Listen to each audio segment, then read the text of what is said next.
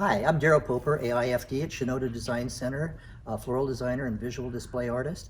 Today I'm going to show you how to put the lights on a Christmas tree, either the right or the wrong way.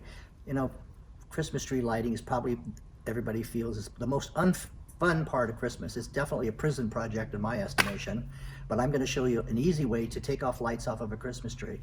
Many times we buy a tree that's already pre-lit and the lights are all the way down through the whole tree, and in time, you know, everything, the lights are not going to work. You can fool around with them, plug them in, try to put light bulbs in where they burned out. If it doesn't work, it's just time to get rid of the lights altogether. Lights today are very affordable and reasonably priced, so I'm going to show you an easy way to get rid of them in a hurry. I'm going to take wire cutters and I'm just going to cut the cords on all the lights. We're going to throw all these away, so don't worry about it.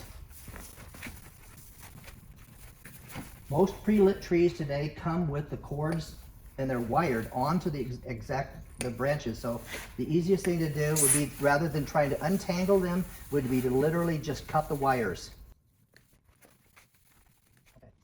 This is something I've kind of picked up on my own, and I also do teeth extractions after work. So if you're interested, see me. I'm going to take this. This is a garden cultivator used when you're doing your garden work. So all you gals with your fancy fingernails, you don't have to worry about getting your nails broken.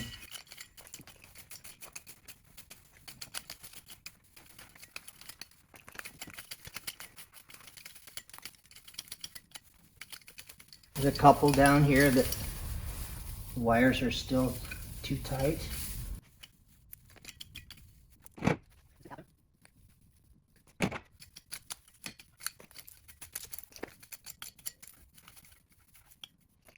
Voila! Wasn't that easy? I'm going to show you how to light a Christmas tree. It's definitely the most unfun part of Christmas, but we all have to do it if we want our trees to look great. I'm going to tell you about a real tree versus artificial. Real trees, everybody loves. We love the smell. We love it because it's traditional Christmas. But there's many things on a real tree you cannot do that you can do with an artificial. Artificial is the wires, all the limbs, every single branch has a wire in it, which is able to help you to be able to decorate your tree easier. It'll be able to hold heavier ornaments where a real tree will not be able to do that. So let me tell you about lights. We're going to put lights on our tree. This tree is probably, it's a one-sided tree. We're going to use in one of our end caps. Is probably 6 feet. How many lights do you use on a tree that's 6 feet? I'm going to say maybe 150.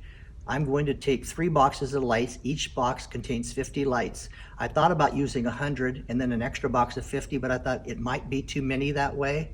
But I've decided to separate them. I'm going to do them in boxes of 50s to start with. So we're going to start at the top, and my suggestion would be definitely have your lights lit.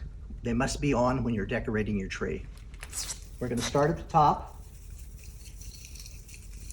bend, and I'm going to probably do this tree, because we're going to use an end cap, I'm not going to use tons of lights on the inside. I'm going to use them more towards the outside because my ornaments are going to be on the inside of the tree and I don't want the lights to be buried. So we're going to use them where they're going to show up best. Now when you're doing this, look at already, see, on a real tree we couldn't do this. I'm taking the cords and I'm actually taking some of the natural foliage on the tree and I'm winding it around the stems. In and out, in and out.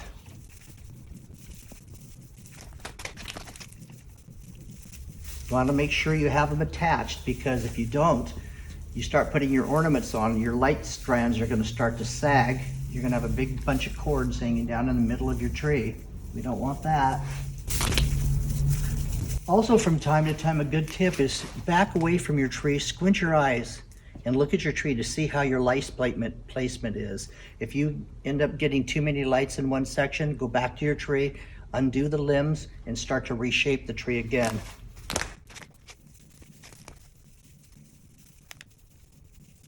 We're down right now, probably 12 inches down already.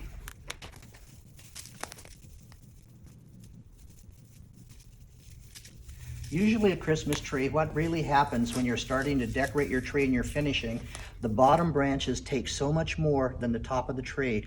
Each of the bottom branches, depending on how tall your tree is, are deep. You could use 25 lights per limb. I always suggest maybe having an extra box of 50s or 35s if you can find it. They're all the same lights, either LED or just straight lights. And make sure they're all the same brand. They must be the same brand, or you're going to have two different colors of lights going on your tree if you use clear. So see, probably having 50 lights versus 100.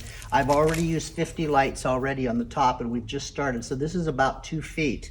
Might take more than another 100. I'll plug this into the existing one, and we're going to just continue. Tuck this cord in the back of the tree, and then continue on.